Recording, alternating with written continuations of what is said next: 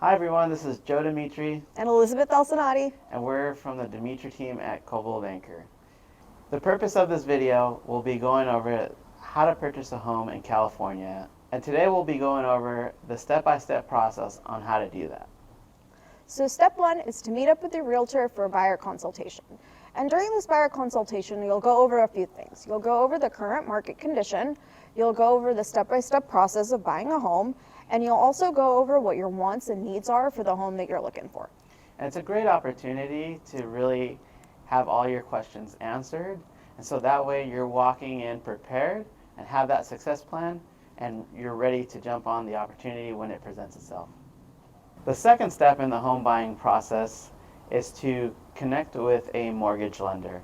And the reason for that is to get pre-approved so you understand your budget, you understand what programs are available to you and which ones you'll benefit from the most.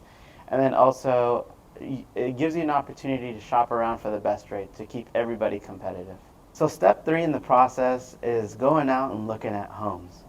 And in that process, what I'd like to say to all my clients is if a home meets 85% of the criteria of what you're looking for, absolutely keep it as a contender for moving forward, because there's no perfect home out there, and if you were to even build a custom home for yourself today, down the road you'd probably want to change that somehow, some way. So keep that as a contender and just put it in your top 3. The other important thing to do when you find the home that you like is make sure that it's at the right value. So always have your realtor compare it to other homes that are both active, pending, and have recently sold to make sure that it's the right price. Some homes are priced over the value, some priced under the value, and some right at how much it's worth. It's always important to give your realtor feedback on the homes that you check out. So always tell them the things you like and the things you don't like about it, including the neighborhood. And this helps narrow down your search, so that way you're getting closer and closer to the home that fits your needs. Once we identify the right home, then we go back and talk to the lender and get a breakdown of, okay, if we were to offer this much or X amount, what would the monthly payments be? And then you would decide whether or not, if this is a comfortable monthly payment for you and your family, if you want to move forward. Step 4 is making an offer on a home once you find one that you like. So there's a few things to do before making that offer, and one of those things is to figure out the seller's motivation. Why are they selling their home? The reason for this is to understand the terms that would cater to the seller's needs to make your offer the most competitive and the most appealing to them.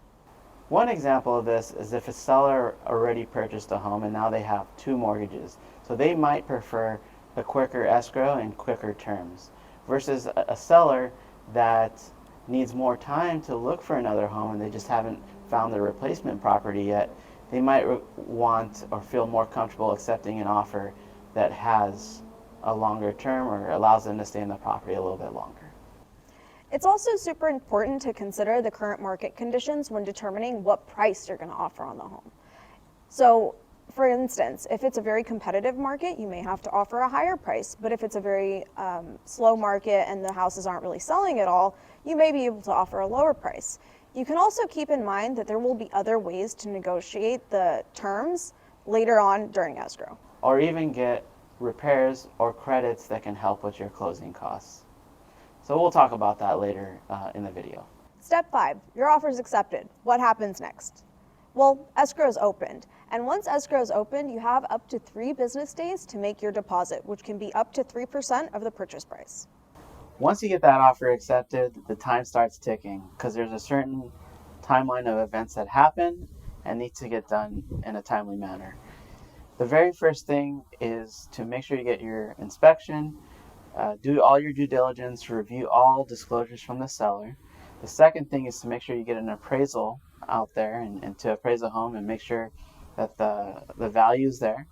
And number 3 is to make sure that your loan is clear of all conditions so that way it's ready to be funded at the close of escrow. Step 6 is to be aware of the liquidated damages. So what are liquidated damages? It's a risk of losing your deposit if you want to back out of a deal after all the contingencies are removed. The 3 contingencies are the inspection and disclosure contingency, the appraisal contingency, and the loan contingency. So during the inspection contingency period of your investigations, let's say you're just not happy or interested in moving forward because it's just way too much work and the seller just doesn't want to negotiate, you could totally withdraw your offer and get your deposit back, no problem.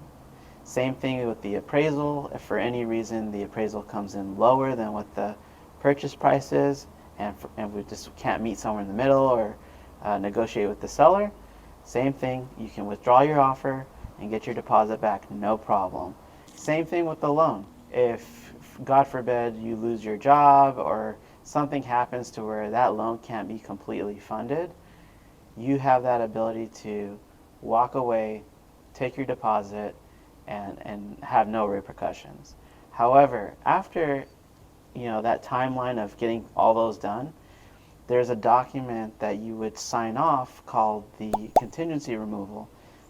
Once you sign this document, it says that you're okay with the condition of the home, you're okay with all the disclosures, you're okay with the appraisal, you're okay with, the loan's okay to get funded. So once you sign that off, that means that there's no looking back at this point. If you do change your mind, this would be at the end of escrow, then you have that risk of losing that deposit as liquidated damages to the seller for putting the property back on the market. Going back to what Joe was talking about the inspections and the disclosures, this is a time where you can go over it. And for example, if there's something like termite damage, you can also request them to be repaired or get credit from the seller. And usually those credits go towards your closing costs. So that's just one less thing you have to worry about. Or you can have them go in and do the repairs themselves. Step number 7 is closing escrow. So there are a few things that need to get done to wrap it up and have everything ready to close. The very first thing is sign all the loan documents, and that can be done either at your home and a notary can come out to you, or it can be done at the escrow office as well. After signing all those documents, you would also have to wire the remaining of your down payment to escrow. So you remember how we talked about the deposit, which was 3%?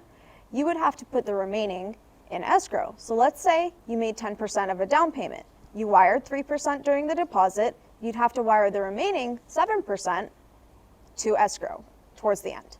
Right, so the deposit is at the beginning of escrow, wiring the balance, the remaining balance, is at the end of escrow. Right. Within the last 5 days of escrow, you have the opportunity to do a final walkthrough with the property. This is done to make sure that it meets all the same conditions that it had when you originally went there, and if any repairs were requested, that they have been completed.